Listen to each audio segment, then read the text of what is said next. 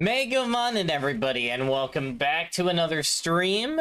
We are jumping into another episode of Ranger Readings today. It's been about a week.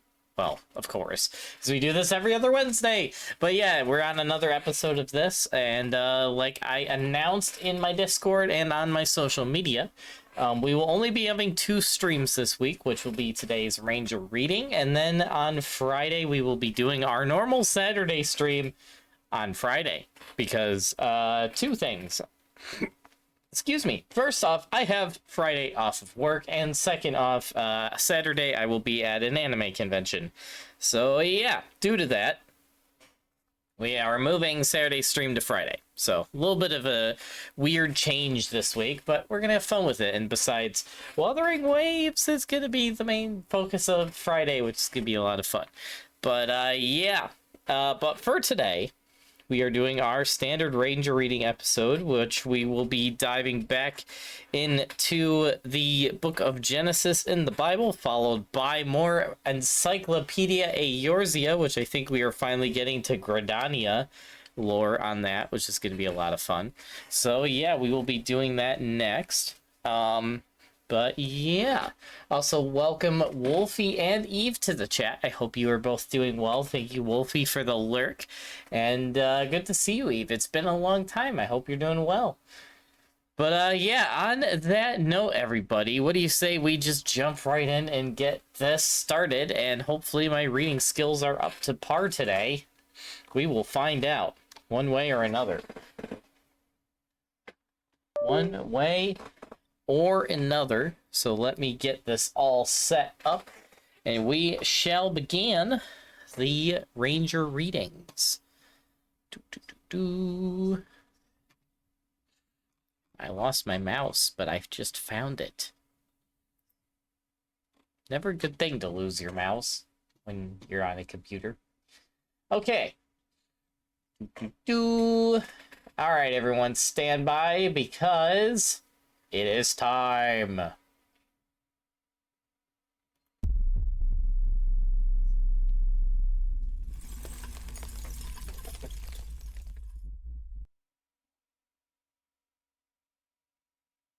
All right, everyone. Gremlin Allurin is back. Your favorite version of me, clearly.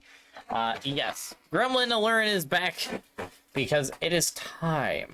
It is time to activate the Ranger readings, which we will now be commencing in 3, 2, 1. Haha! And there is the desk. Beautiful. And we shall be reading, as usual, these two books right here. So we are going to be starting with the good old 1599 Geneva Bible, followed by the Encyclopedia Eorzea. So yeah, gonna be fun, and hopefully I don't butcher my reading skills today, which I have done in the past to great hilarity before. So we'll see how this goes. Should be interesting. But yeah. Also, I have a little Easter egg surprise at the end of today's Ranger Reading episode. For anyone that sticks around, you will get to see an exclusive view of some new merch I have gained for my IRL gaming studio. So pretty cool. But that will be at the end, so stay tuned for that. All right, well, without further ado, let's get started. And as we well, we are on episode 7, I believe, of Ranger Readings. Or 8. No, we're on 8. Yeah, we're on 8. Why do I keep losing my mouse? Yeah, so which means we are on chapter 6 of Genesis, which means we are finally getting to my second favorite part of the book of Genesis, which is the flood. Which, part of which I like because of stuff I have studied science-wise, which I'll get into that later.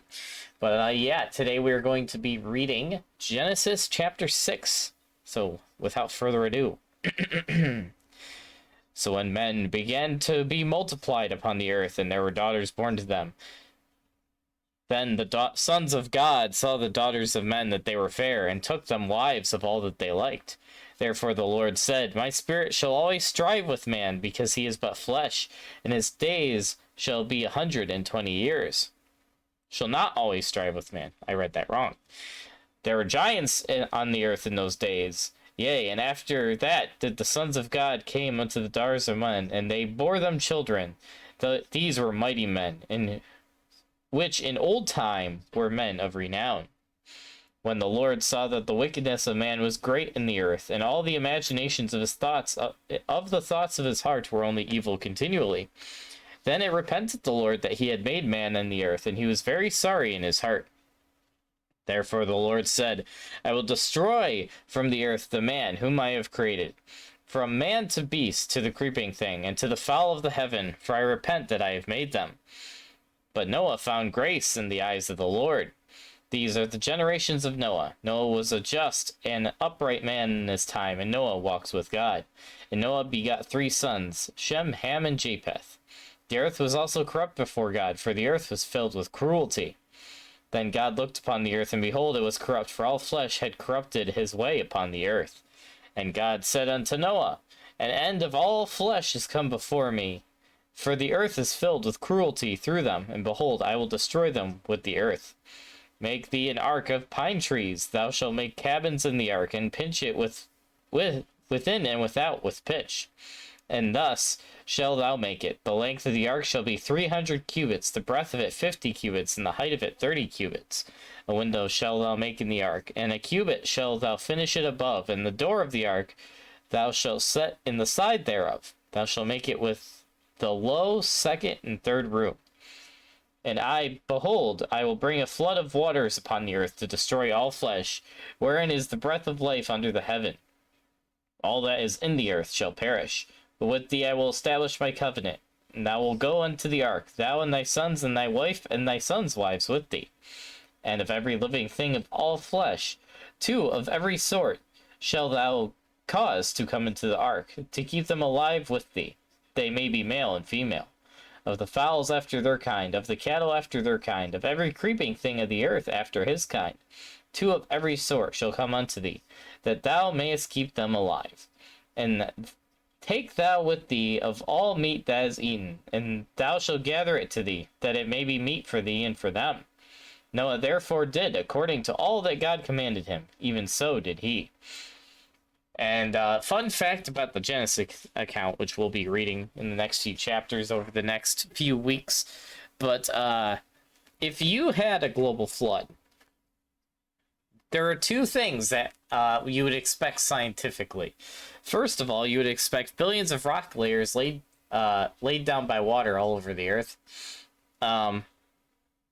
Actually, hold on. Billions of rock layers, laid down. What am I forgetting?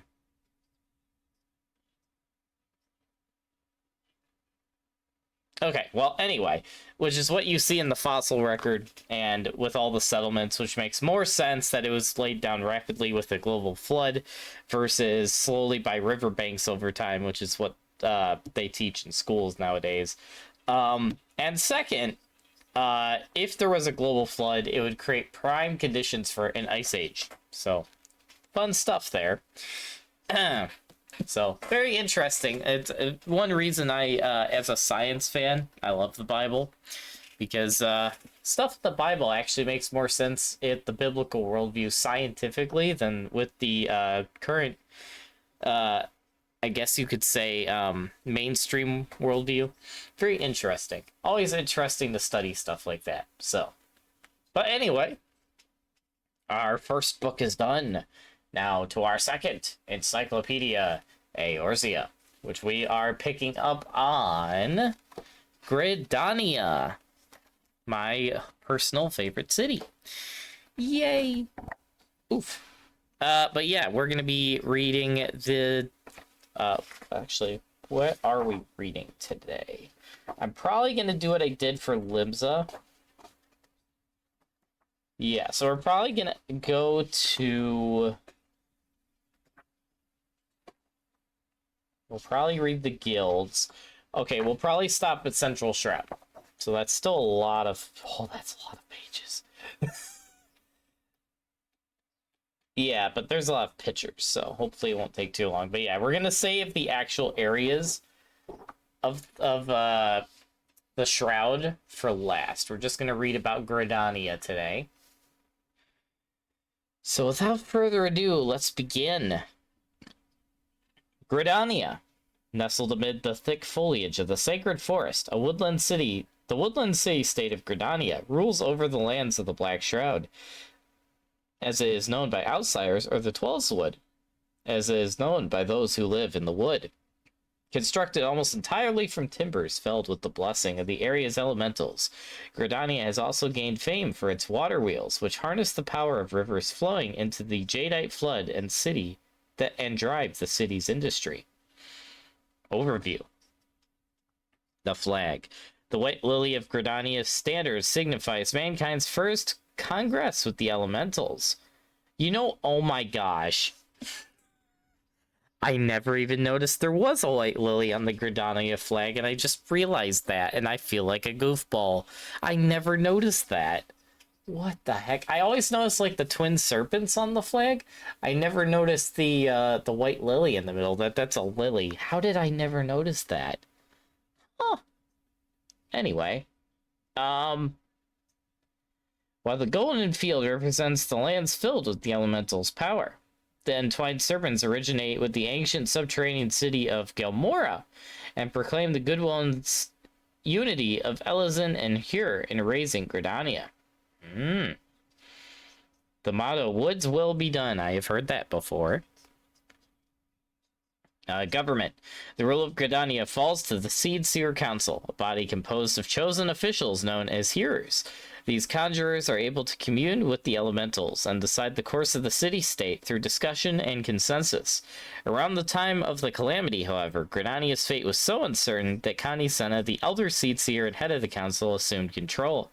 At present, she continues to preside over all affairs of state, which is still the case in the game today. Leader, Elder Seed Seer Connie Senna, one of my favorite characters. Ruling body, led by the Elder Seed Seer, the Seed Seer Council is made up of hearers who rise as the most talented of Gridania's conjurers. Racial distribution. Midlander hearer, which is surprisingly 40%, although I know a good amount of that is also... I think it's Pajal is their version that they kind of like evolve into, which is similar. They're kind of similar to the Numenorians from Lord of the Rings, just slightly different at the same time. But they have longer lifespans like Numenorians, that they're very in tuned with nature and also with the elves or Elizin. So they kind of are like Numenorians, but also different because there's no like noble line and they're mostly mages and conjurers instead of like warriors. But yeah, you get the difference. Anyway, still wish you could be a Pajal in actual character creation though. But anyway, Wildwood Elizin 30%, that's no surprise. Duskwood Elizin 10%, Keeper of the Moon Makote 10%, and other 10%. Yeah, so it's mostly Elizin and humans. Cool. Religion. Nafika, tender of soils and goddess of good harvests, is the patron deity of Gridania. While she does not want for devotees in other lands, only in the Twelveswood does one find the curious belief that the elementals are sprung from her essence. These beings are at once the force of the forest's vitality and its defenders, ever ready to purge invaders from among the trees. Their presence is felt most keenly in the everyday life of Gridanians, and many are the festivals and rituals performed in the honor of the elementals. Guilds. Gridania is home to guilds representing lancers, archers, conjurers, leatherworkers, carpenters, and botanists, and I've been a member of pretty much every one. Industries. Forestry. The sounds of chopping and sawing can be heard in certain grooves throughout the Black Shroud. Woodcutters fell timber only where directed and act in accordance with plans drawn up by hearers in negotiation with the elementals. Thus, lodgers avoid divesting the forest of its natural beauty, and even go so far as to plant a seedling for every tree hewn down. Industries. Carpentry. With the quantity and quality of timber in the forest, it is natural that Gridanians should take to working wood. Don't word it like that. I'm having flashbacks to a certain crafting quest line. Oh gosh. Indeed, there is precious little they cannot fashion, from everyday goods to armaments to buildings to riverboats. The pride of Gridanian carpentry is the water wheel, which has no peer in design or craftsmanship. Nice. Yes, the wheel is their favorite creation. I approve. Farming. Over time, people have abandoned gathering the Tollswood's bounty for the table in favor of cultivating crops. Orchards can be found in cleared thickets throughout the Shroud, and Gridania's citizens share large gardens within the city itself. Hunting. To ensure no man is too greedy in his take, hunters who pursue game in the woods must abide by regulations of the Trappers League. The League also works to combat poachers, whose actions risk upsetting the balance of the forest. Leatherwork. The artisans of Gridania use the finest hides and bones that hunters can provide, and craft works such quality as to garner the admiration of the entire realm. They ensure that never will any part of an animal go to waste, which is very clear in a certain crafting quest line. Ay. Believes. Gridanians know the blessings bestowed upon them by the elementals, and heed well their will. Behind this lies a fear of disturbing the peace of the Tollswood and being cast from the forest by enraged elementals, just as the Ixal once were. Yet Gridanians have earned a reputation as stubborn among the other city-states of Eorzea, as they can be so unyielding in their commitment to the forest laws as to appear unadaptable and brittle. Diet. The bounty of the Black Shroud graces the Gridanian table, from fruit to vegetables to the meat of forest game. Yet there are few who feel this fare lacks in flavor, as animal husbandry is forbidden, lest the creatures upset the world's balance. Dairy goods are few and far between. Instead, Gridanians drink Moon Tui tonic, a concoction brewed from beans of the same name. In fact, many products made of fermented Moon Tui are known as Gridanian delicacies the realm over. Interesting. And then you have a quote here. Oh, it's a lovely drink, absolutely bursting with nutrients and goodness. Demeta of Hurstmill on the properties of Muintui tonic. Interesting. Huh. I wonder if that's something you can actually make in the game. I bet it is. History. Oh, boy. Oh, boy. This is going to be fun to read. Blood between men. In the later 7th century of the 6th Astral Era, the second migration of Hur came upon Eorzea, forcing Elzen from their lands and into the Black Shroud. The elementals looked upon these settlers as intruders, and sought to purge their presence from among the trees. Surviving accounts of this period describe chaos. The Elzen lacked knowledge of the elementals' existence, and knew not what attacked them. In time they realized what had befallen their people, and sought respite from the merciless onslaught in the caverns beneath the forest. They escaped annihilation, but at the cost of many Elezen lives.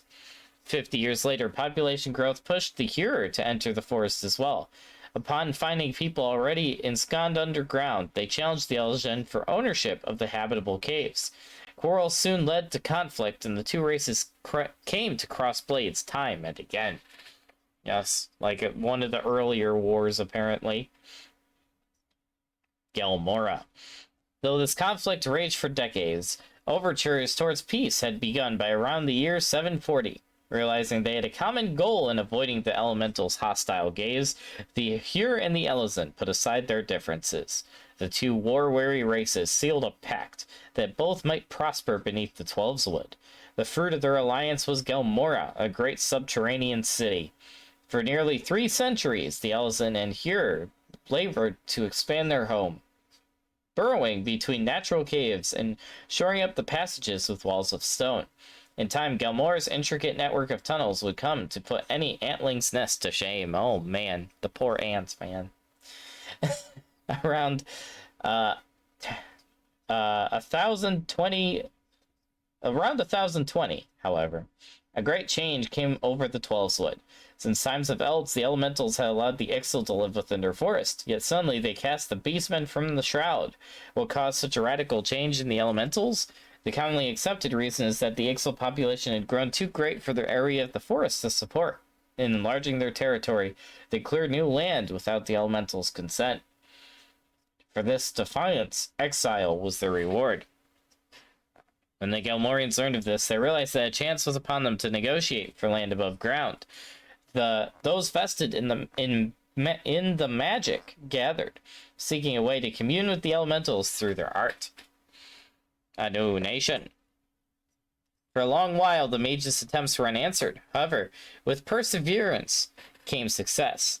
After 50 years of effort, they finally succeed in relaying their wishes to the elementals. On the understanding that the Gelmorans would defend the forest, the elementals gave them permission to return to the light of day. You know, I almost wonder, was it mentioned when it was talking about Amdapor early in the book, were the elementals around during that? Where was that? How far back in the book was that? Oh, literally right where I turned. Ancient city of Amdapor.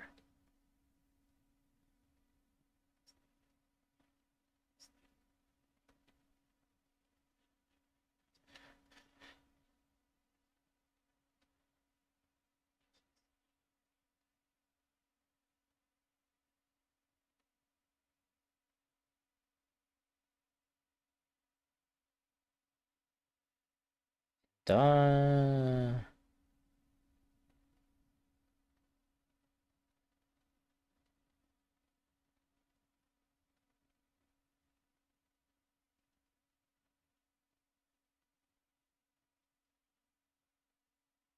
Oh.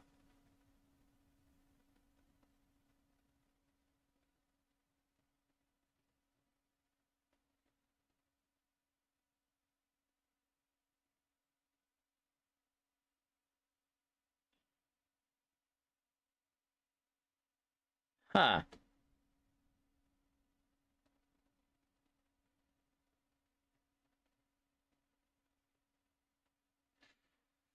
Interesting. Okay, so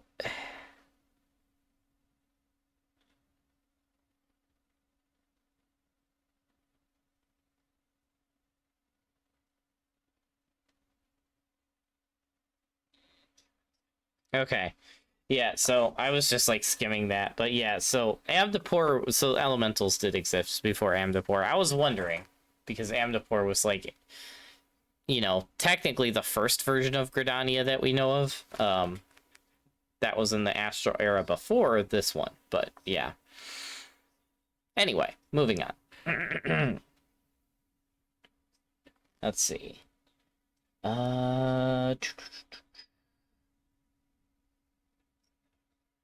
Okay, yeah, we're on a new nation. For a long while, the mages' attempts went unanswered. However, with perseverance came success.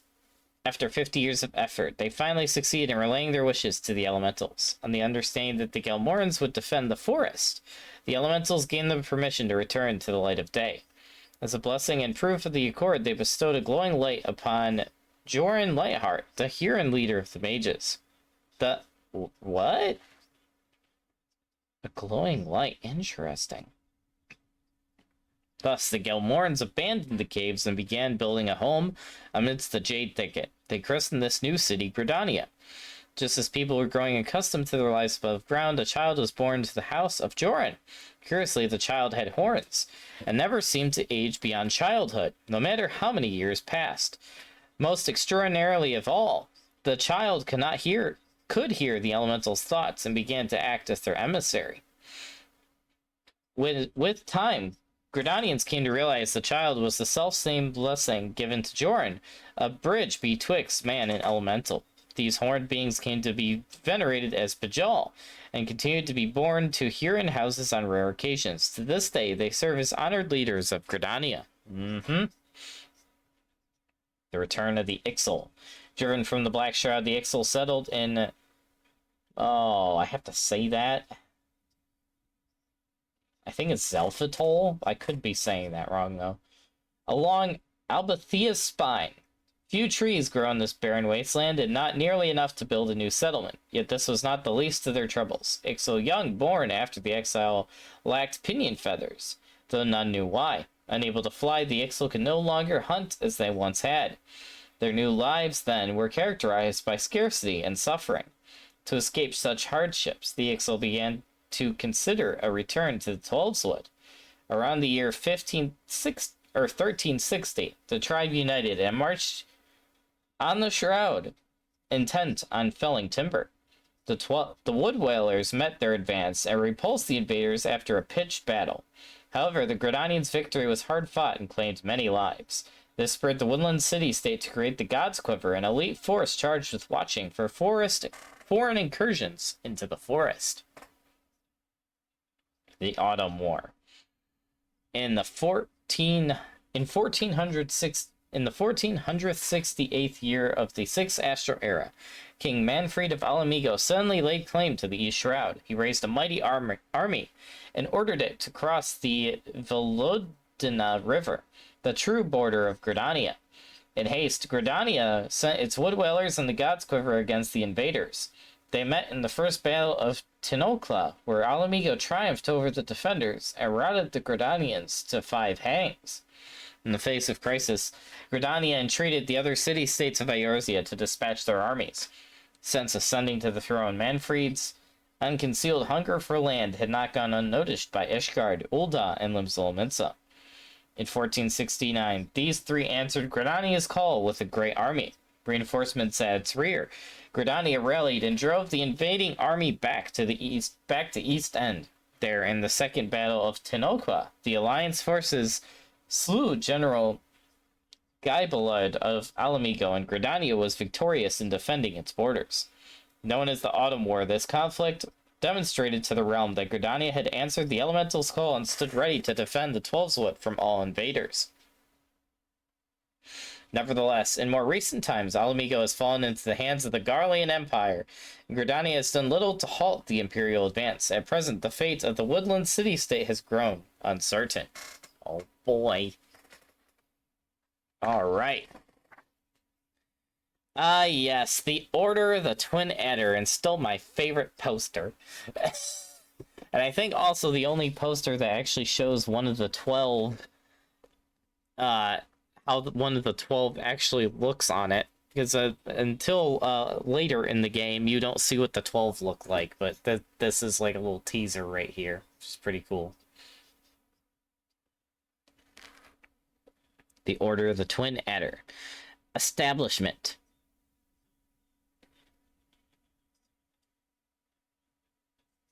Does it say what that's... Okay, I'll get there. Anyway.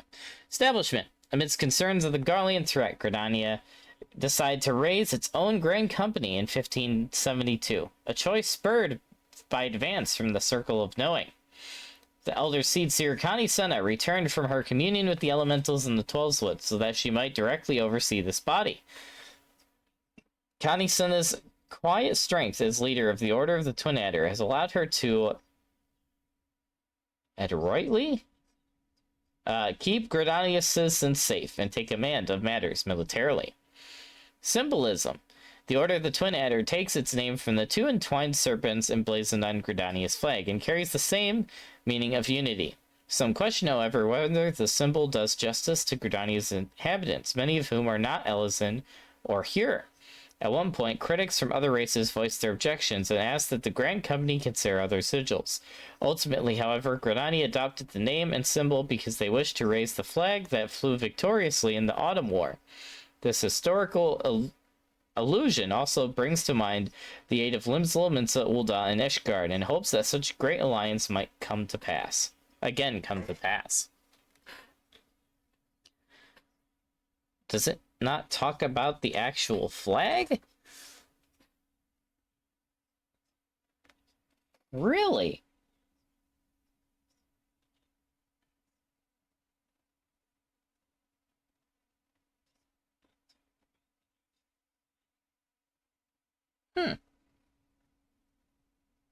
I really like this flag because you haven't Nafika, I think is her name, right?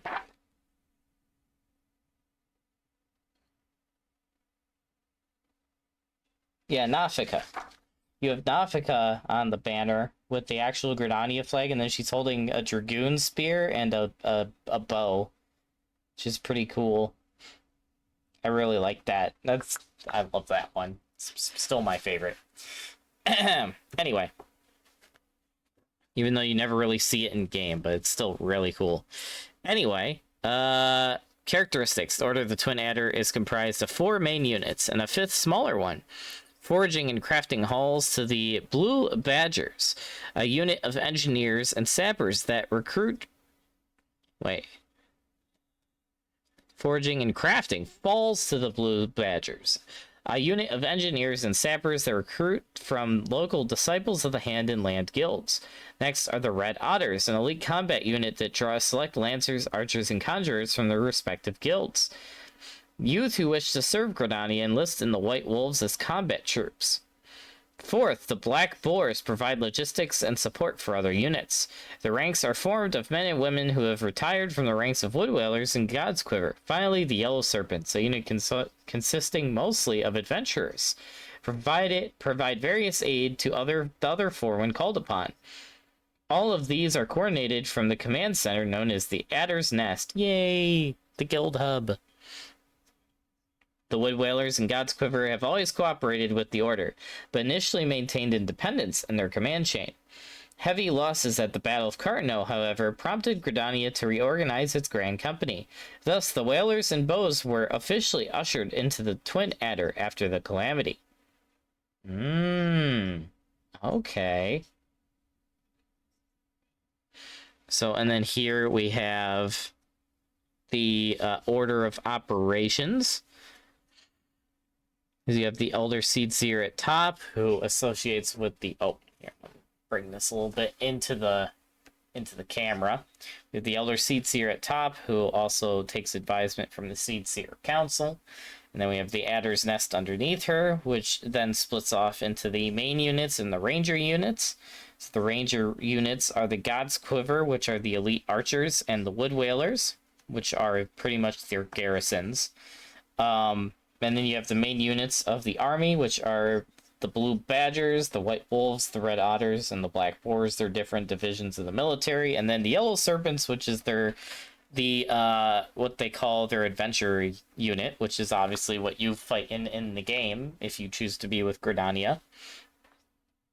Which it says, tasked with defending the forest from within without respectively. Gridania's Wood Whalers and God's Quiver have grown adept at chasing foes through the forest, through the trees, and warding off Ixali war balloons. However, both forces are ill-prepared to venture too far outside the Black Shroud. By means of recruiting well-traveled adventurers, the Yellow Serpents exist precisely to overcome this foible.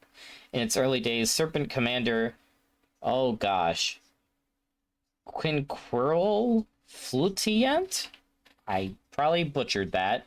An adventurer himself led the unit until the Battle of Cartano. Unfortunately, he could never recover from the horrors he had seen and was discharged from duty. Dang. Thereafter, Vorisail Hiliox climbed from the rank of second Serpent Commander to take the reins as High Commander. Nice. Hey, Alpha, how's it going? Welcome to the stream. Don't worry about your wall. I had to get here fast. Wait, what wall? I'm confused. Don't worry about your wall. What? I'm confused. What wall are we talking about? Anyway. Connie Senna! Still one of my favorite characters. No road is closed to those of true of heart. The 4th wall? The 4th wall. I feel like there's a joke here that I'm not getting, and I probably would be getting it if my brain was in a better state of mind. Ugh. I don't get the joke. How am I doing today? I'm doing good. I'm doing good. Just doing some reading on stream, which is very fun. except when I'm butchering names, which I seem to do a lot. At least as painful as some of these Gridanian names are, they are not as bad as the Limslominsa names, because oh my goodness, those were painful. Anyway. Okay. Continuing. Eldest of the three siblings of Pajali blood, Connie Senna serves as head of the Seedseer Council, the central governing body presiding over affairs within the city-state of Gridania. As is common among those born into the prestigious Senna line, she was blessed by the 12 with the gift of prophecy, her visions hauntingly clear and detailed. Before reaching her 6th name day, she had already predicted a devastating fire and a locust infestation, earning her the position of Hearer at a remarkably early age. After rising to become the elder Seedseer, she left Gridania to live in the forest with her siblings, where she served the city-state by communicating with the elementals. As the number of rumors regarding unnatural phenomena began to swell, however, Connie Senna was left with no choice but to return to the city-state, whereupon she oversaw the creation of the Order of the Twin Adder. A woman who has earned the respect of her people by always letting her actions speak as loud as her words. Her affable demeanor belies her bravery. At the Battle of Cartano, she wielded the white magic of the Pajal to save the lives of friend and foe alike. This remarkable display of compassion has won her renown throughout the realm. In her 28 summers, Connie Senna has developed a fondness for Muntui brew and is surprisingly adept at the dances of Moogle kind. Oh no. Oh no, not the Moogles. Oh gosh. Also, she's 28 years old. That's crazy. She's the same age as me. You got rice shower? Yeah, I saw. Congrats. I still wish I had normal rice shower, but the Halloween rice shower is very adorable. Are you ready for the next chapter of Rua? Absolutely. In fact, I am so hyped for it, but I can't play it tomorrow at all. I have to wait for Friday, but I'm pretty much dedicating most of the stream Friday to Wuthering Waves. I'm so excited. I also hope I pull Sigrika. I really want her so bad. Also, a 5-stream streak, Alpha. Nice. I approve. I approve. But yes, I am very excited for Sigrika, and I love the new song. I've been listening to that song nonstop, the Sigrika song. It's such a pop. I love it. Anyway. Let's read this thing right here.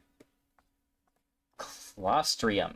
Within the Guardian Tree, eldest sentinel of the 12-slit, dwells the Great One. It said this elemental shook free a bough from the canopy, which was taken and carved into the legendary staff Clostrium. Oh, that's her staff.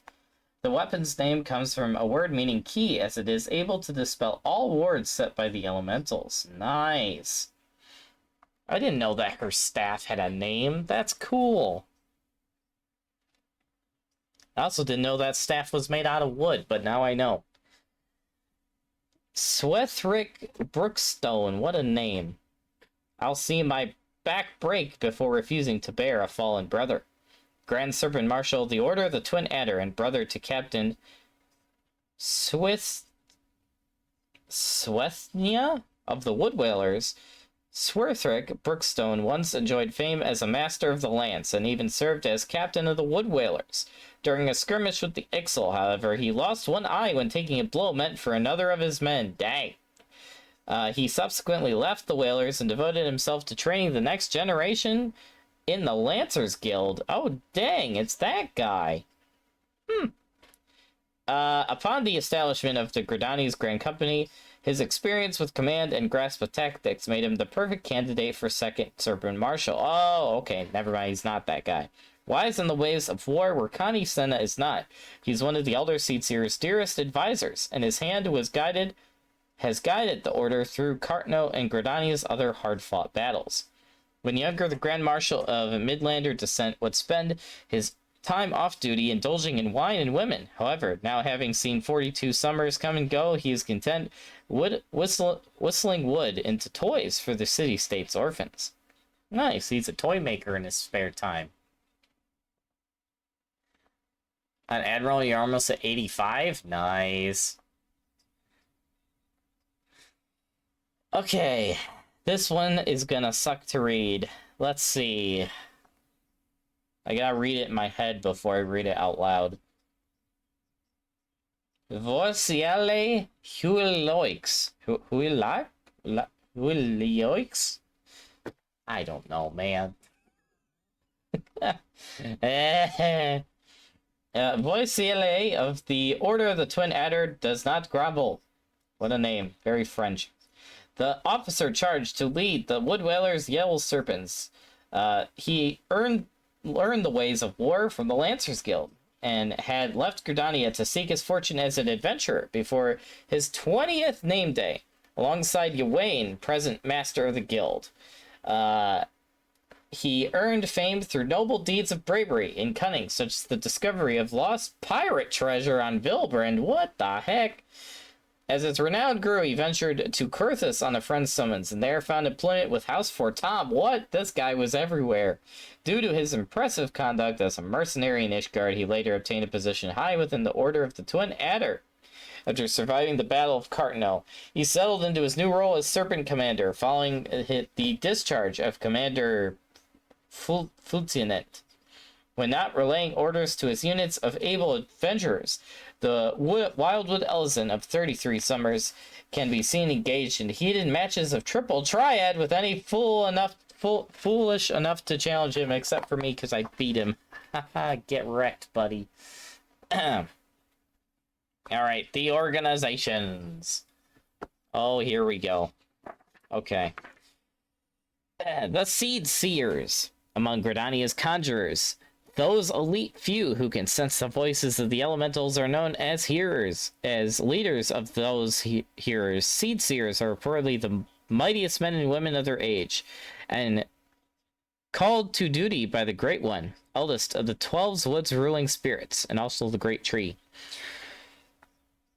As one might expect, almost all Seed Seers are Pajal, attuned as they are to the will of the elementals. While it is rare for more than one Seed Seer to exist in any given period, history holds numerous exceptions to this rule.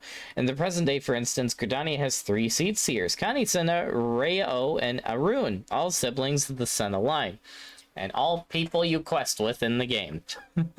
Just these 2 are usually only for either festival events or for the White Mage quest line, or for endgame stuff that is way later in the game. Rao Senna. Oh! We have a follow. We are proud to fight alongside men once more. Hey, Regalix? I hope I said your name right. Thank you for the follow. Welcome to the Targe Room, where the elves and rangers are cool and the cliffs and spiders are not. I hope you're having a great day. Welcome in. We are currently doing one of our reading series that we've been doing for a while. We are on episode 8 of the Ranger reading series. Every other Wednesday we do these, which is where we are currently reading through 2 books. We are reading through the good old Bible, which I am loving, the 1599 Geneva Bible. Very historical, the original English translation. And then the Encyclopedia Eorzea, which is the lore book for Final Fantasy XIV. So yeah, fun times. And also you can see me absolutely butcher reading different hard to read names in both. It's quite the experience. Also, hello Tomahawk, how's it going? Welcome to the stream. Hello. Ray Kills? Okay, gotcha. That's how you pronounce it. Thank you, Tomahawk. Appreciate it. Hope you are doing well today, Tomahawk. Good to see you. All right, let's go back to reading. Rao Senna. We are cowards, all of us. That which we do not understand instills fear within us. And so we lash out. What is that quote? That is like... out of all the quotes that have been for different characters of the game, that quote does not fit what I remember her being like in the quests I did with her. Because, like, she was always, like... happy, cheery, use white magic and help the Moogles, or play with Moogles, or stuff like that. Okay, that's a weird quote. Second-born daughter of the Senna family and the second Seed Seer, Rao Senna is less sensitive to the elementals than other Pajal. However, she makes up for her lack with an unrivaled talent for white magic. Her mastery over cleansing and purging magics eclipses Connie Senna's own art, and Reno Senna has disposed of many bandits and beastkin in her time. As might be expected, she has a spirited personality and can be quite forceful when her mood is upon her. Oh boy. In her wake, one can reliably find Capucha Koopa and Pugni Pak, two Mughals who serve the hero with fierce loyalty, despite the endless barrage of taunting they are made to endure. I remember that. Those three were funny together. In her sense of purpose, Reno Senna is unyielding. However, it is also rumored she feels the heavy burden of being a seed seer keenly, and despite only recently seeing her 21st name day, worries she may never be wed as a result. Oh no. Arun Senna. We all of us can accomplish far more than we dare imagine. But again, the quotes for these two are not what I picture them saying. Because, like, wasn't he the one that, like, in the White Mage quest line was, like, all depressed and, like, we're all gonna die, I can't measure up to anything? Like, bro. Anyway, the youngest son of the Senna line at 18 summers, Arun is the third current seed seer. In all 500 years of Gridanian history, no one else has rivaled his ability to commune with the elementals. Their voices rang loud in his mind from an early age, more clearly, in fact, than even the word of his fellow men. Accordingly, he had difficulty communicating with other Gridanians for a time. Through his sister's devotion, Arun has grown into a fine young man, yet still struggles to make conversation and rarely seeks the company of others.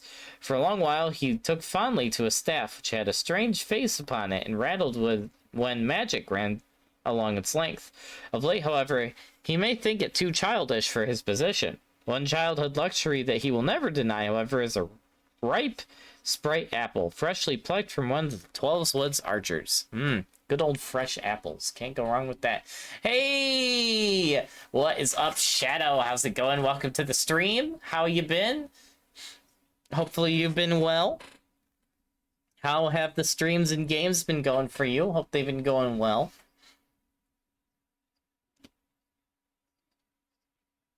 Also, I should probably get shoutouts for people. I'm just realizing that. I am a professional streamer.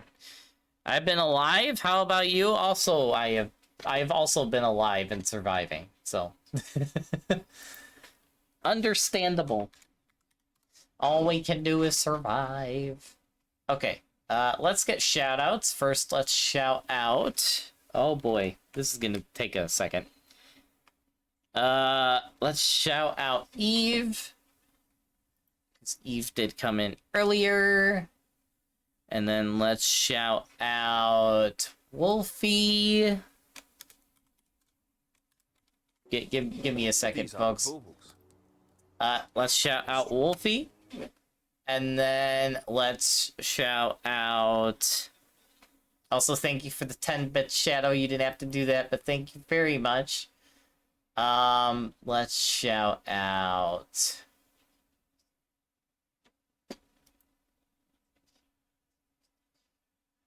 I forget, Alpha, do you stream?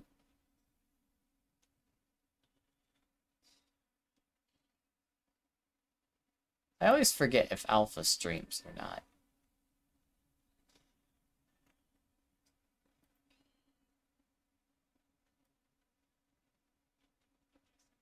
Or Tomahawk, as a matter of fact. Do either of you stream, if you're still here? Okay, and finally, while I'm waiting for a possible response on that, my friend Shadow here. Drop them a follow. Rainbow Six Siege, oh good gravy. What's next, Counter-Strike? No, I'm joking.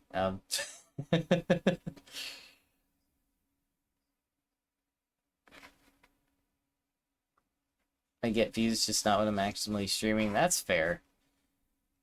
Thank you, good sir. No problem. No problem. Okay. It's need a hard time I assume you meant it's been a hard time relearning the game, I'm sure. I could never get into Rainbow Six Siege. That game always looked a little too complicated for me. But I say that, and I've played other complicated shooters in the past. But yeah, anyway. I've never been a real PvP shooter, though. Like, the closest I got was, like, Apex Legends. And the very, very, very little bit I delved into Valorant and PvP Halo. But that was, like, that's it. Well, and also I say that and I forgot the biggest one, because I also had my arc in pre-COVID where I actually got competitive in Overwatch, but that was a whole arc of my lifetime. My competitive Overwatch days, those were fun. But yeah, I'm more of a PvE shooter than a PvP shooter, just because I got tired of the competitiveness, especially in shooter games. But yeah, I know you play FF14. What else are your main games? Wuthering Waves definitely is probably my second most played game right now. Then there's a variety of other games. I play certain shooter games like Helldivers 2, Space Marine 2, and Vermintide 2. I play strategy games like Total War, Warhammer, once in a while stuff like Halo Wars or StarCraft. I play a lot of RPGs, which is probably the big thing right now for me, including stuff like Monster Hunter, different Final Fantasy games, still my favorite single-player game, Shining Resonance Refrain, Nier Automata, Stellar Blade. I could go on. Devil May Cry, I want to still get to that at some point. So many RPGs, man. I know Rob is close to Frankensteining a PC for me. Oh boy, Frankensteining a PC. What is he gonna do? I will say my current PC, which is right next to me right now. Rob did help me build it. Rob and one of my other buddies that I used to work with named Joey. They both helped me build this PC, and it still works like a beauty. I love my PC. I don't know what he's done. Oh boy. Did he say anything like parts or whatnot that he was gonna put into it?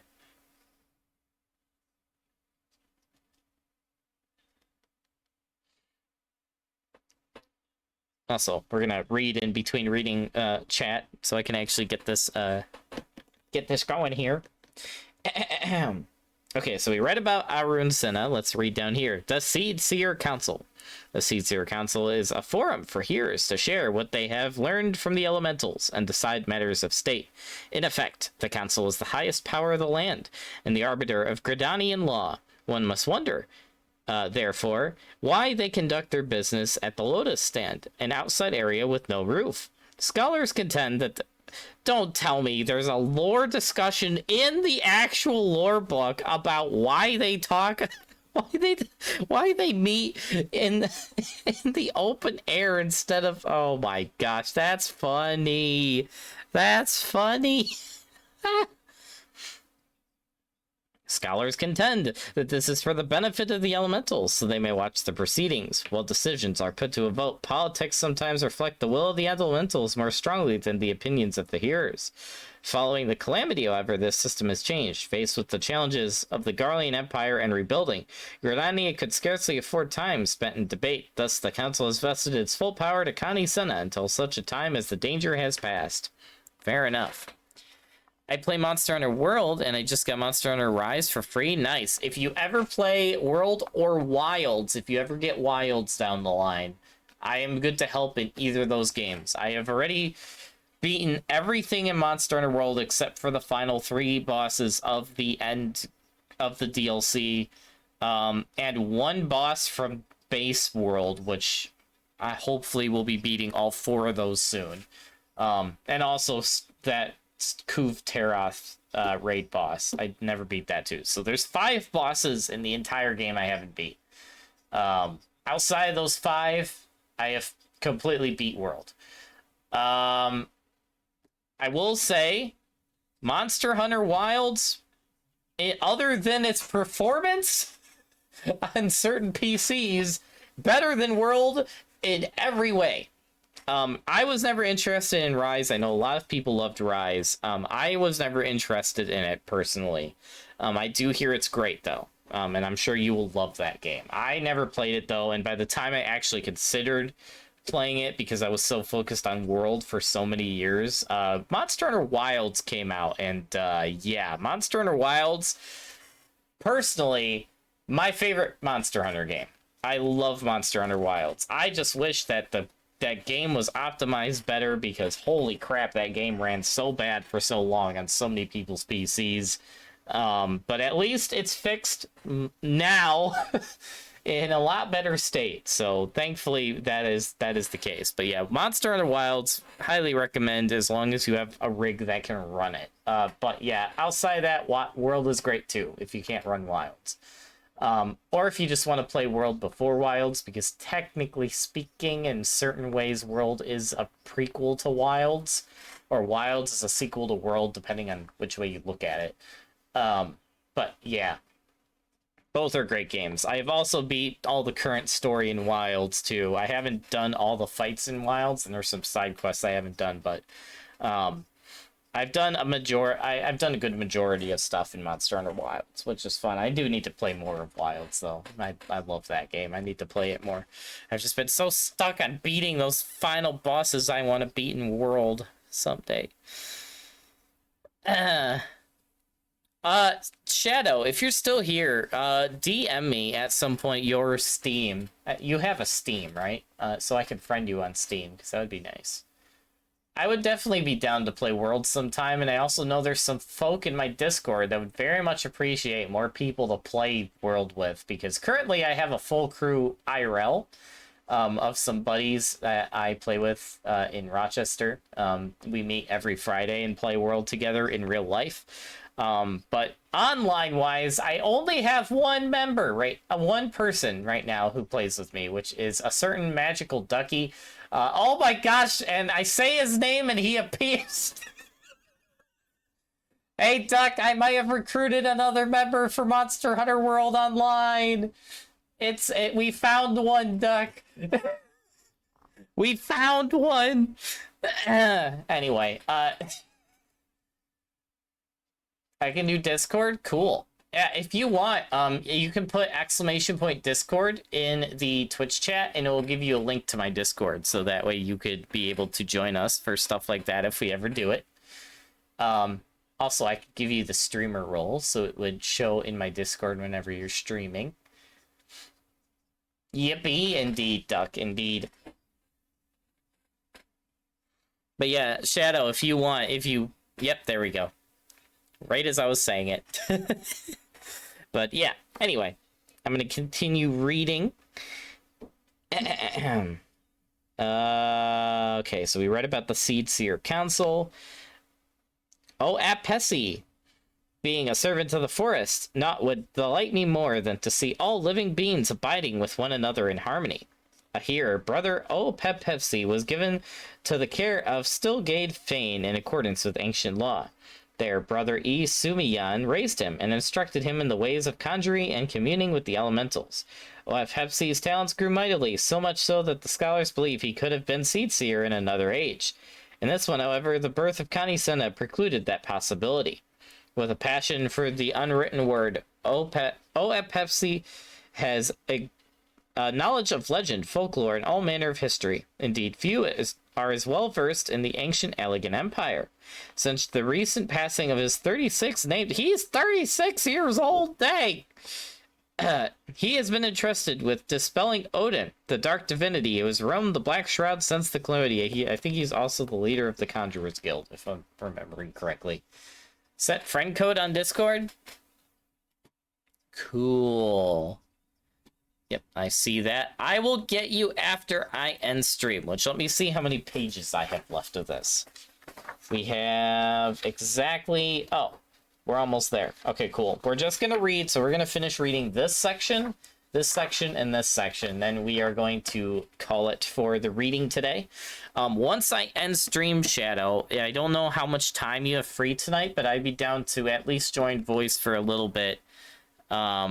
And friend you on stuff and whatnot if you want. Also, if you joined my Discord, two quick things. Make sure you go to the verification channel and the class assignment channels at the very top of my Discord and react to roles that you may or may not want.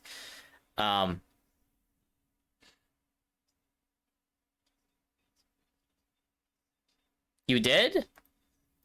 Oh, did you grab the verification and whatnot already? Also, let me find you so I can give you the streamer role.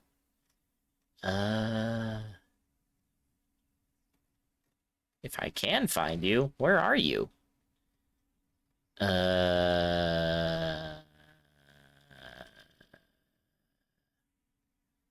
So someday I will stop being blind. Copium. Am I blind? I must be blind. Hold on.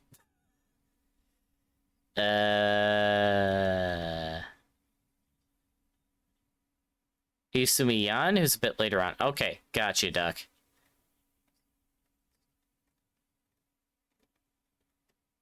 Oh, there we go. Okay, yep, there's the verification role. Okay. You are verified? Okay, cool. And then just check the class assignment channel, and if there... well, yeah, there is one game, Help Monster Hunters, in there. So yeah, go to the class assignment channel, and on that top comment, you'll see 5 game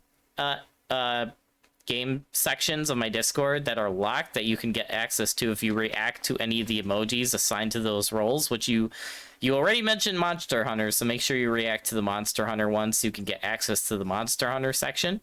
But yeah, those are there.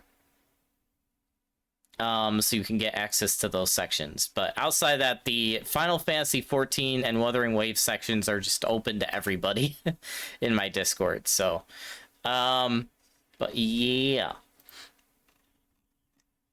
But yeah, make sure you get those roles. You believe you've done the thing? Cool. Let me also, because I keep forgetting immediately after doing it, let me also find you, give you the streamer role. There you are. Okay. Boop. Okay, you have the streamer role, so now as long as your Twitch account is connected to your Discord account, whenever you go live, it will put you into a category called Scribes Currently Adventuring, where people can see that you're live and go to your stream, which will show in the member activity list on the right, which is pretty cool. Cool. All right. Well, on that note, let's get to reading so we can finish these last 5 pages. All right. Also, fun fact about Monster Hunter, before I continue, Subject Shadow, is Monster Hunter World and Monster Hunter Wilds have both done collabs with Final Fantasy 14. Both of which you can play in both games, by the way. Including the fact that you can fight a Rathalos from Monster Hunter World in Final Fantasy XIV, and can also fight a Behemoth from Final Fantasy XIV in Monster Hunter World. That's not even going to the wild side. But yeah, fun stuff. Anyway, moving on. The Wood Whalers. The Wood Whalers originate in a group of young spearmen. Really? Who assembled under the auspices of Captain Julian shortly after the founding of Gridania. This, the first company of whalers, was tasked with defending the Twelveswood per the Woodland City-State's covenant with the elementals. Since then, the whalers have protected the forest from internal strife and become masters of the spear. They keep the peace from garrisons in Gridania proper, the post and its hamlets and watchtowers scattered throughout the Black Shroud. For good measure, they also dispatch patrols in the woods. Whalers' mass signified they will do their utmost to protect the forest and its inhabitants, even at the risk of incurring the wrath of the elementals if needs be. The elementals, however, distinguish between men not by their faces, but rather by the appearance of their souls. As such, there is little scholarly consensus over whether the masks have any effect whatsoever. Hey, fashion, okay?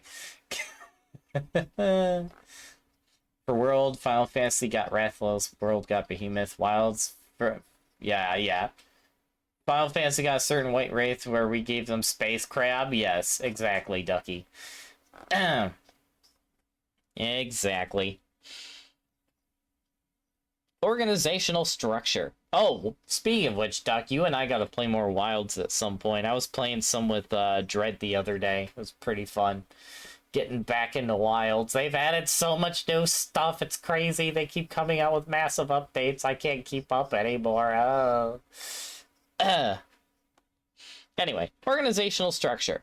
First Spears, recruitment and training. Second Spears, Gridania proper.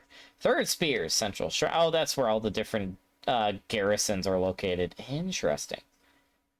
And there's apparently a garrison, the Ninth Spears, that sole purpose is poacher eradication. Nice.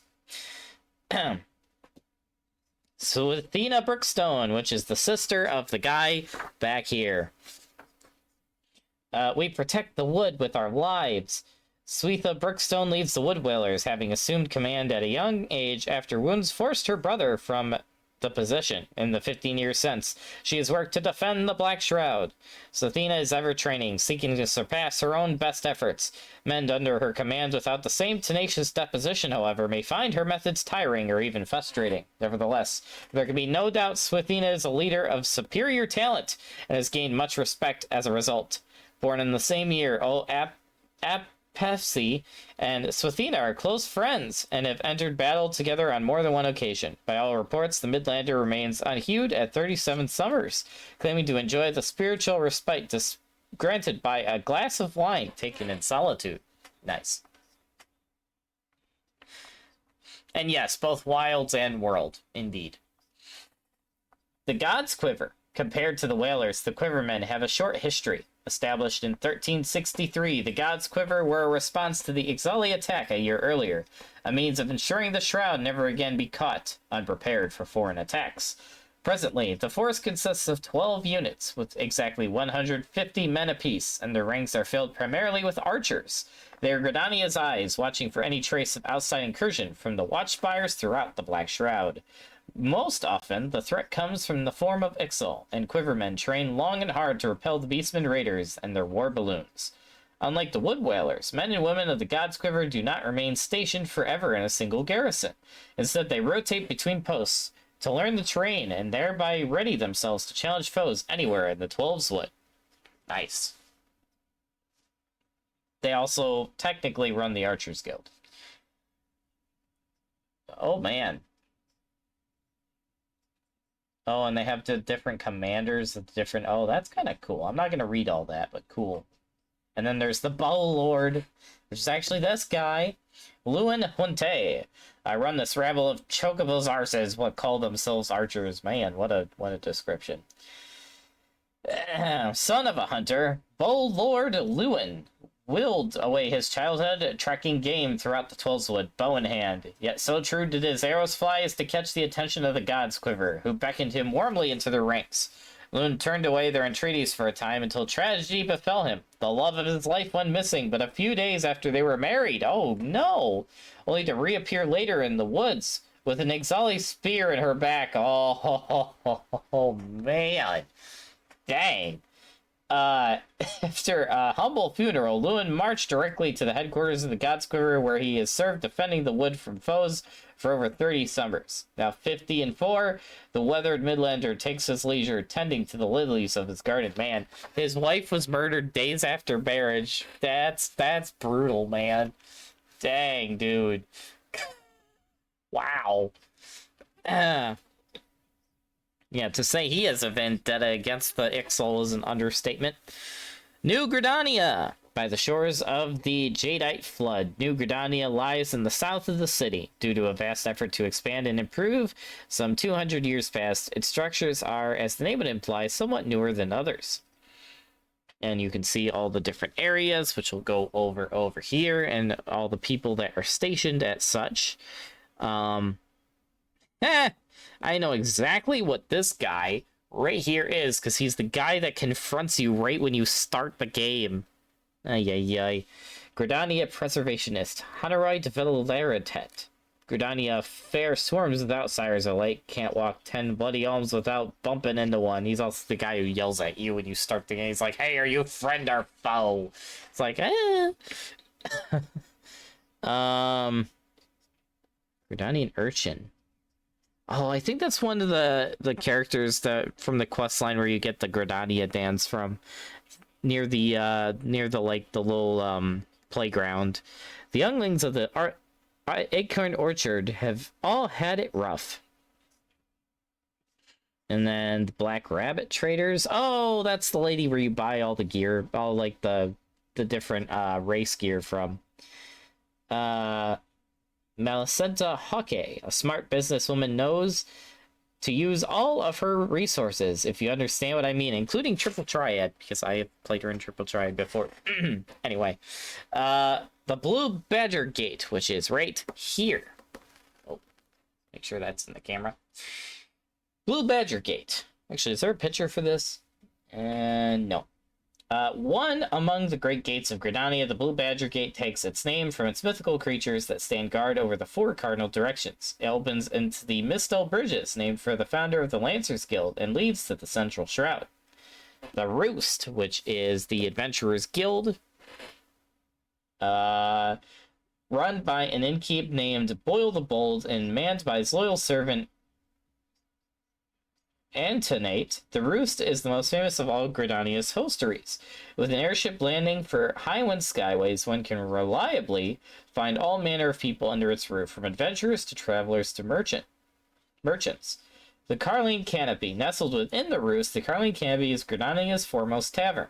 The establishment's namesake flower apparently holds some sentimental value for the owner. Mother me or nay! Hey! My first guild lady.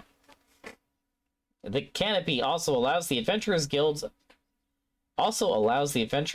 a counter, making a convenient meeting place for travelers and adventurers. Yep. Figaga's Gift. What is this? That's over here? What even is this? Hold on. Is there a picture of this? Oh yeah, this right here. Oh, what is this? An immigrant skywright originally drew up plans for this great water wheel. Oh, it's the big water wheel. His intent was to build it in thanks to the kindness shown him by the mender of a watermill. Unfortunately, the shipwright took ill and perished before he could turn his idea into reality. His daughter, for whom the wheel is named, labored mightily for 10 years to see his dream fulfilled. Today, it stands as a proud landmark of Gridania, and its unique enclosed design of the blades is recognized as an engineering wonder. Cool. Which is pictured right here in the bottom. The Oak Atrium, which is right here. I think that is the... Isn't that the... Yeah, the Carpenters Guild, exactly. Home to the Carpenters Guild, the Oak Atrium houses both sawmill and workshop, drawing from the power of... Oh, the water well. The sawmill slices through timber at astounding speed, much to the satisfaction of the Gridanian workers. Also, we don't talk about the Carpenters Guild leader. That man is an experience. Actually, wait a minute. Where are the guilds? We have another page. I was just thinking about the guilds. I was like, wait a minute. We haven't read about the guilds yet. They're right here. Gosh dang it. Acorn Orchard. Just behind the Oak Atrium, the Acorn Orchard is a playground for Gridania's young, and it's young at heart. Crafted by the very best of Gridania's carpenters, the area's many playthings allow children to feel with their own hands the grain of the finest forest woods, and thereby learn their properties. The playground is pictured right here, and then it is located right here. The Quiver's Hold, which is the Archers Guild right here. Is there a picture of it? Yes, there is, right here. The Archers Guild. The Wooden Citadel in the central seat of the God's Quiver. This wooden citadel is the central seat of the God's Quiver and serves as their headquarters when watching for incursions of primals and foreign foes alike. From here, orders go out to each of the city's watch spires, as well as those scattered throughout the Black Shroud. Quiver's Hold also permits the Archers Guild to use its practice use its practice butts, and on any given day, Quiverman can be seen loosing shafts side by side with guild archers. I see. The knot, which is right here and also is right in the center, right here.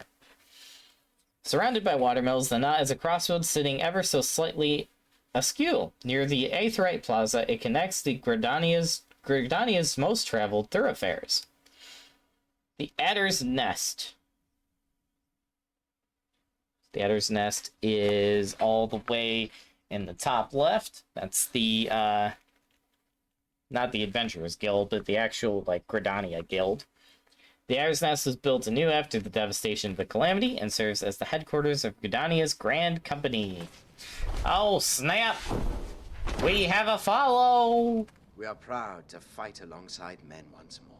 Hive Mind 05, thank you for the follow. Welcome to the Targe Room, where the elves and rangers are cool and the cliffs and spiders are not. I hope you're having a great day today. Thanks for coming by the stream and for dropping the follow.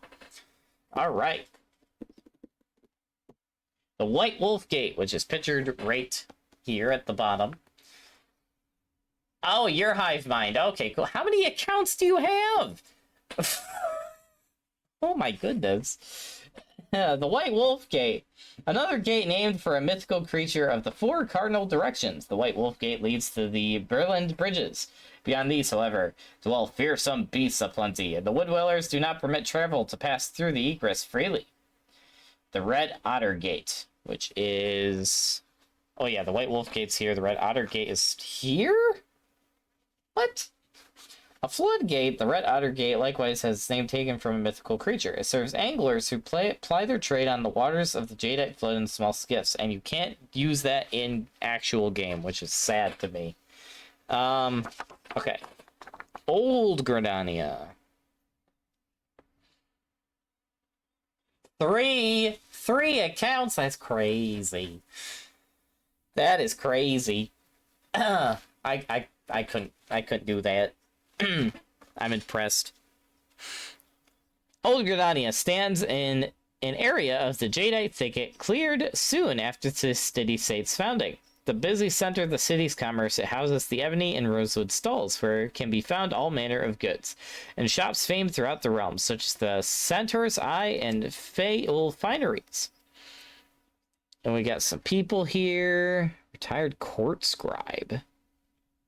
That isn't who I think it is. No, I don't know if I've talked to this person before. Nowadays, it's true tales of adventure and daring do that delight the most. Unless that's the guy with the, that you can buy stuff from. That might be the guy you can buy stuff from. I don't remember. And then this is one of the Lalafell merchants from the merchant area. Rushu, what these Lalafell names? It came all the way from Uldad to sell my wares, but the locals are proving an unreceptive lot. Oh no. And then you have a conjurer, Stillglade Fane's Sister Biddy. What a name. Go quietly within these caverns. Here we open our hearts to the whispers of the elementals. What a name, man. Alright. The Ebony and Rosewood Stalls, which is the merchant area. Names of these stalls stem from a fanciful local tale set some 100 years in the past. When a child of the elementals perished, the rest of the spirits withdrew into themselves, stricken with grief. Soon Gridania was covered in a thick blanket of snow. As tree boughs froze and woodland creatures fled, the people grew disheartened.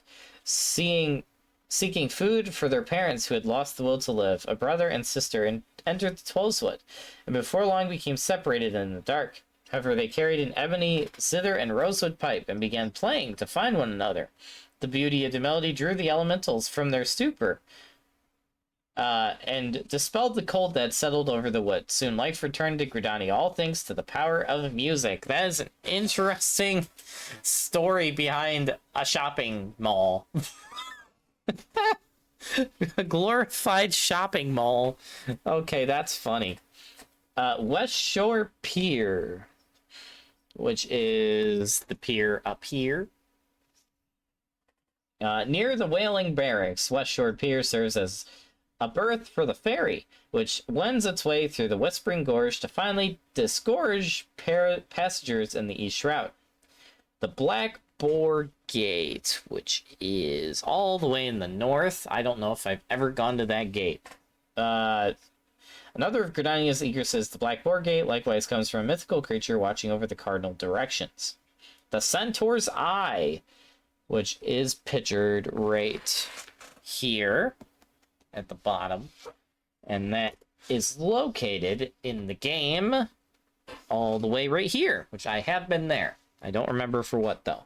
A family of dedicated bowers has owned this weapon shop for over 150 summers. Holy moly. Honing their considerable expertise through the generations. While the shop still specializes in archery, in recent years its inventory has grown to include lances and the like to better satisfy the demands of both wood whalers and outside adventurers. Apekulu Falls, which is located right here in the bottom. Named after a failed attempt by an ambitious Gridanian merchant to hatch and breed Apekulus in the Lynn. Apekulu Falls is most remembered for serving as a place of meditation for the late Louis Livier, Circle of Knowing Archon and Hero of Eorzea. Yep, Louis Sois. And that is located right here. Forgot to point that out. Fenul Fineries. Along the Sunsilk Tapestries in Ulda, Fenul Fineries offers the highest of Eorzea fashion. So popular are the leather goods of the store's best artisans that customers commonly wait moons, if not years, between placing and receiving their order. Oh gosh. Also, that's the Leather Workers Guild, which is right here. Also, screw that lady that runs that guild. Oh gosh. Okay. Meet Keto's Amphitheater, aka the festival area that way too many of the game's festivals happen in, and I don't mind. Which is also in the game right here. With her own coin, the famed minstrel Keto raised this open-air amphitheater. Upon completion, she made a present of it to Gridania, her birthplace. After no small debate, scholars have concluded that the amphitheater's acoustics, which possess a quality unheard elsewhere in Eorzea, derive from the ponds beneath the stage. Or behind the stage. Huh, that's interesting. The Whistling Miller, which is located right here. The Whistling Miller, local history has it that the first owner of this mill secured the custom of passerby with an airy whistle, hence the present-day name. In addition to the selection of the finest rye and wheat flours and a lot of crafting material, adding that in, the Whistling Miller does a brisk trade in numerous cooking oils. Cooking oil? The Great Loom Glory, I should know where that is. That's the botanist skill, yep, right over here. The Great Room Glory, home to some of the richest, most fertile soil in the 12's For hundreds of summers, this land was the private property of an affluent family of merchants. In an unexpected move of faith-inspired philanthropy, the family donated the acreage to Gridania in the name of the goddess Nafika. Currently, the Botanist Guild maintains the growery, dueling out small plots of land to the most promising members of its order, and also was my first crafting/gathering guild. The good old Botanist Guild. Plants. Yellow Serpent Gate, which is here. Yellow Serpent's Gate. I have used that gate before.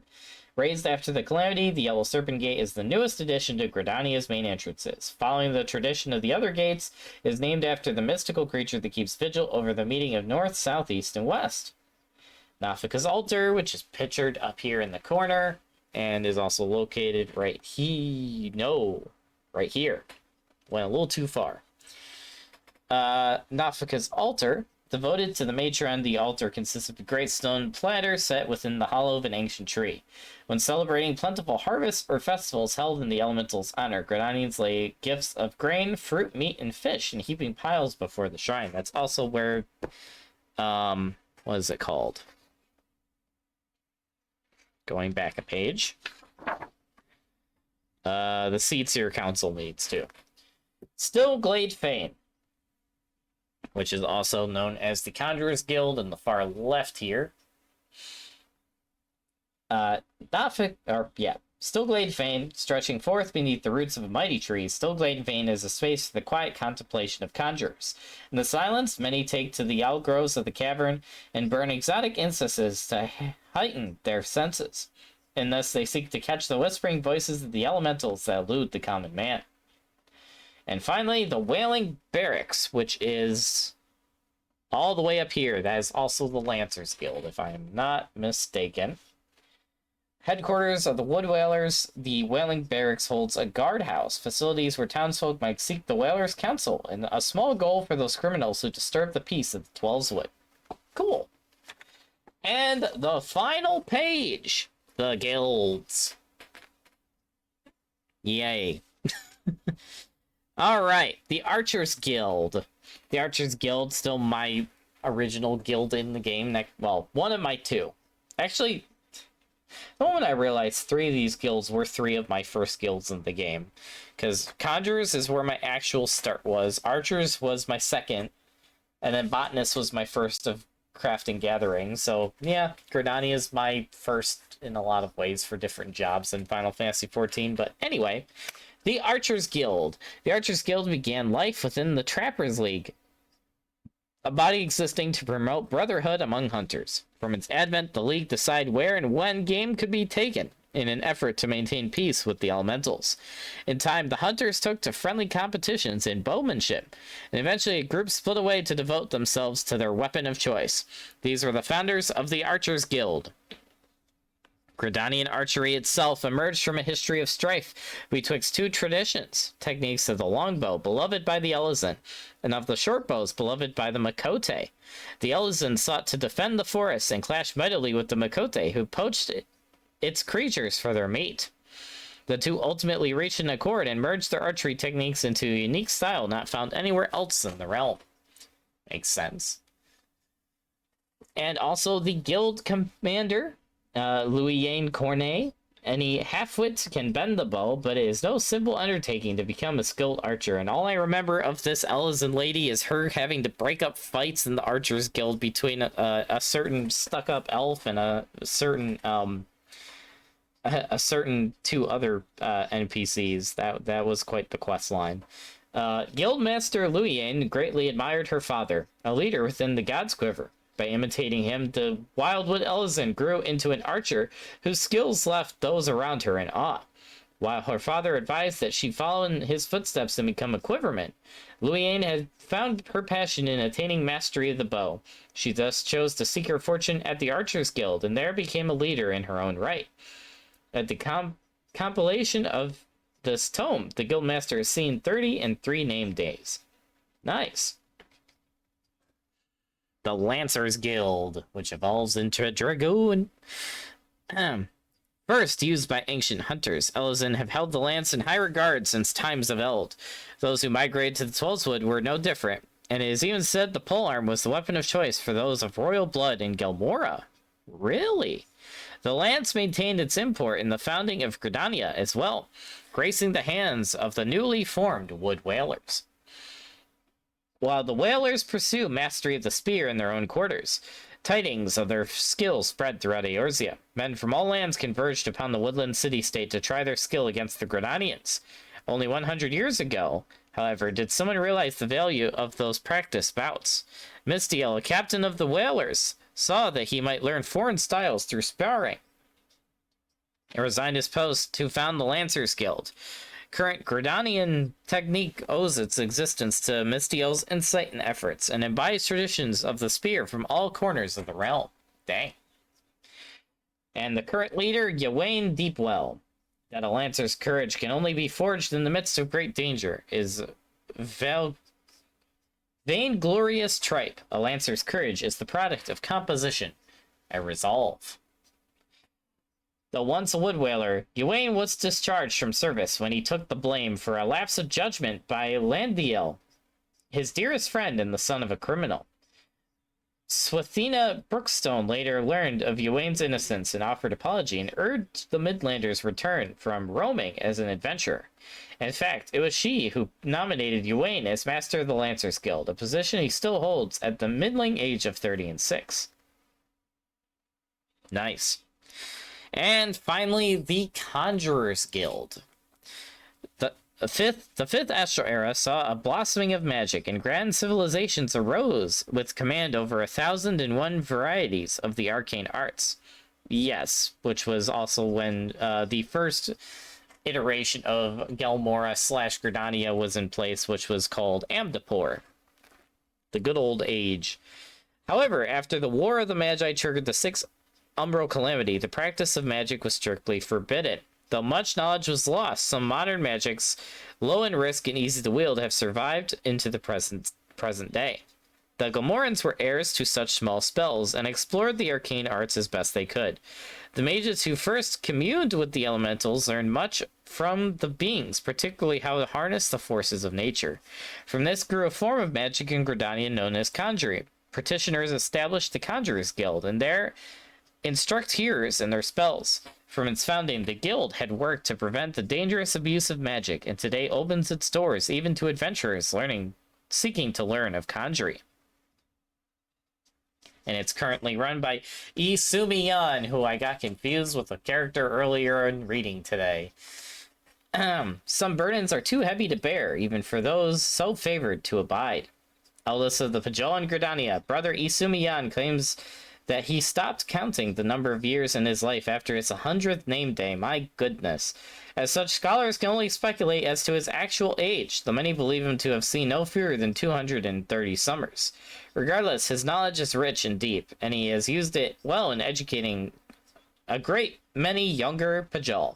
He is well suited to his present position as master of the Conjurers Guild, which the Conjurers Guild is also shown at the bottom here. And finally, the Crafting Gathering Guilds. Oh boy, here we go.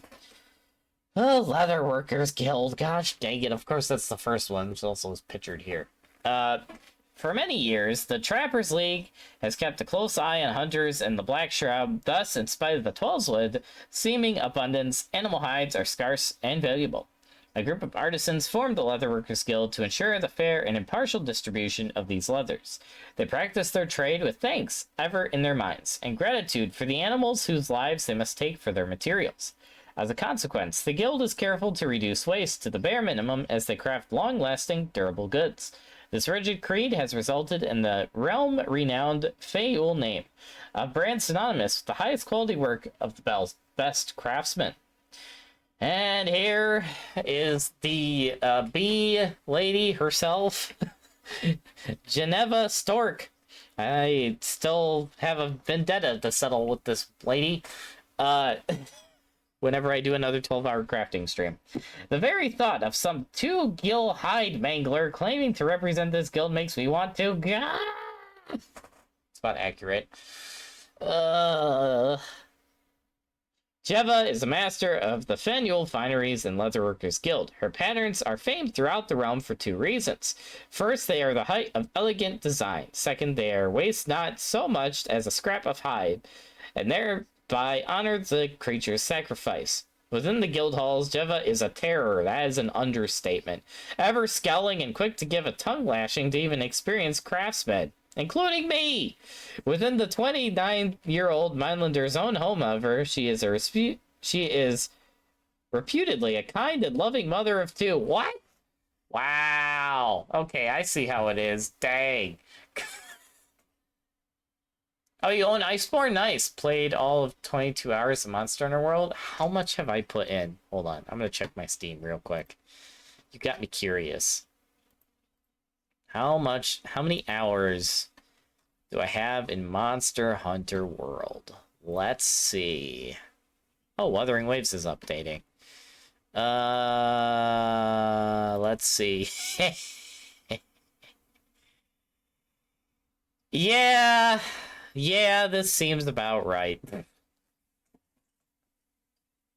You want to take a guess at how many hours I have in Monster Hunter World? Holy crap. Yeah, that's a lot. Moving on. The Carpenters Guild. Oh no, it's Woodman. To say that carpentry arose with the founding of Redania is no understatement. After gaining the elemental's permission to fell trees, citizens have used wood in all aspects of life to build their city, their homes, their tools, and the weapons which they defend their home. In time, they also harnessed the power of water wheels for milling lumber, which allowed for carpentry to grow in scale and efficiency. In fact, the loose association of woodworkers that formed to manage the water mills eventually solidified in the Carpenters Guild. Thereafter, the guild has acquired its materials from the woodcutters of the Botanist Guild and transformed them into all manner of wonders.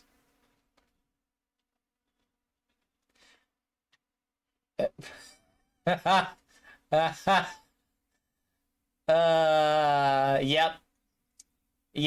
That duck got it. Yep. 734 hours for me in Monster Hunter World. And then Monster Hunter Wilds, the new one, I have 140 hours. So combined between the two Monster Hunter games I have played, that is over 850 hours. Man, that's crazy, dude. That is absolutely insane. I wonder how many hours I have in Final Fantasy now. Anyway, the Carpenters Guild leader, Beaten Main Requat. You must be the wood. That's the quote. No. Oh, yes, the guy that in game literally says, "You must be the wood. You must become the wood. You must use the wood. You must beat the wood." No, I'm joking. Actually, I think he does say that at one point. Few men, if any, have greater passion for wood than Beaten, master of the Carpenters Guild. He leads his fellow woodworkers by his motto. No, they put it in here. Know the wood, be the wood, love the wood, become the wood. I hate this. While the Wildwood Elephant of 30 Summers is a true master of the trade, from the roughest hewing to the finest carving, his occasional jests are apparently less finely crafted. I have only one response to this. Yeah, moving on. Freaking Beaten. The Botanist Guild. The Botanist Guild can trace its roots to an organization formed in Gridania's infancy. Together, the forest bounty, men need the permission of the elementals, and asking questions necessitated the presence of a hearer. Before long, a group had formed around these intermediaries so as to understand the elementals' intent. In time, these men and women created the Botanist Guild. In many ways, the guild remains unchanged by time. It still abides by a plan drawn up by the hearers and harvests flora with the greatest of care. Botanists are also shepherds of the forest, planting saplings in the place of trees they fell and having taken to tending gardens in the city and surrounding villages.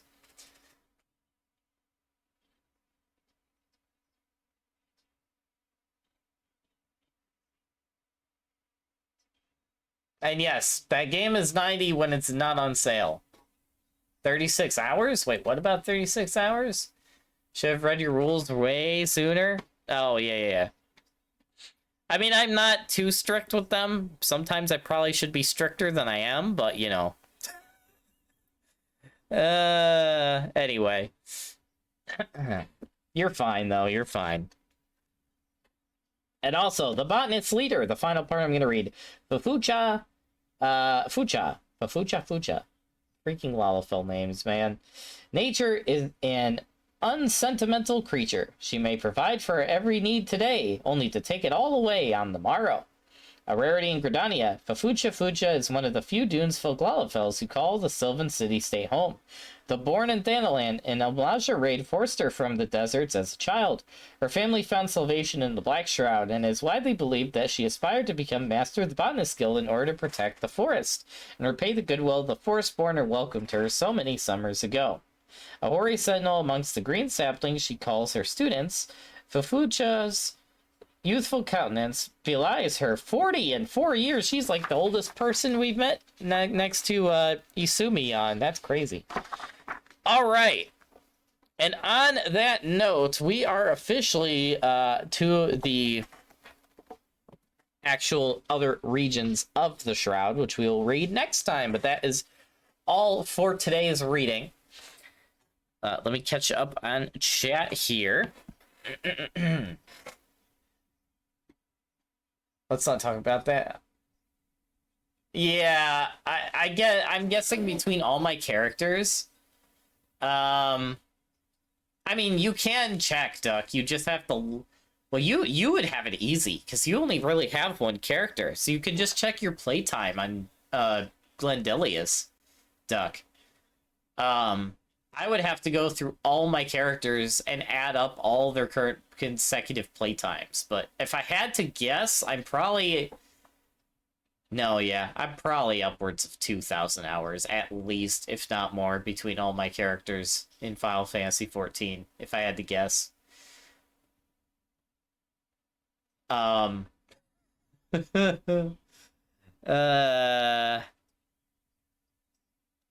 Yeah, exactly, Duck. You'd have it easier than me, because you don't have... 1, 2, 3, 4... Yeah, you don't have 7 characters you'd have to add up playtime on, which I have. I mean, just from looking at Terumi and Sapphira, I could probably logically guess from there. But, yeah. I'm just impressed. This is what happens when you consistently play the same games for over 5 years, Shadow. And really don't play that much else. So that's what happens. Yeah. You're crazy? Wait, who's crazy? We're all crazy, Duck. You're crazy, I'm crazy, we're all crazy. Anyway, on that note, everybody, that concludes Ranger Reading Episode 8.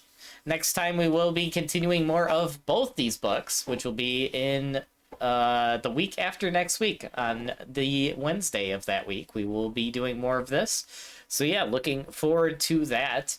7 alts? You think that's bad, Duck? Need I remind you how many both Adexi and Mistweaver have? At least I tried to play my alts, unlike those two. Anyway, moving on. Anywho, thank you all for coming out. Like I said, we are having kind of an abnormal week this week for scheduling, because my Saturday stream was moved to Friday. So Friday, the day after tomorrow, we will be doing our normal all-day streaming that we would do on a Saturday, but we will be doing that Friday. Because like I said, I have Friday off of work, and I'm going to an anime convention in real life on Saturday. So because of that, Saturday got moved to Friday. So we will be mostly prioritizing Wuthering Waves on Friday, because Sigrika, I want to do polls for her. If I get her, I want to do building her, and I also want to do the new story and exploration and whatnot in Wuthering Waves. And then after that, time depending and other people in my community's availability depending, we might jump into other stuff. We might do Final Fantasy 14, we might do Total War Warhammer, we might do Final Fantasy 16. I don't know, we'll see how the day plays out, but that will be Friday.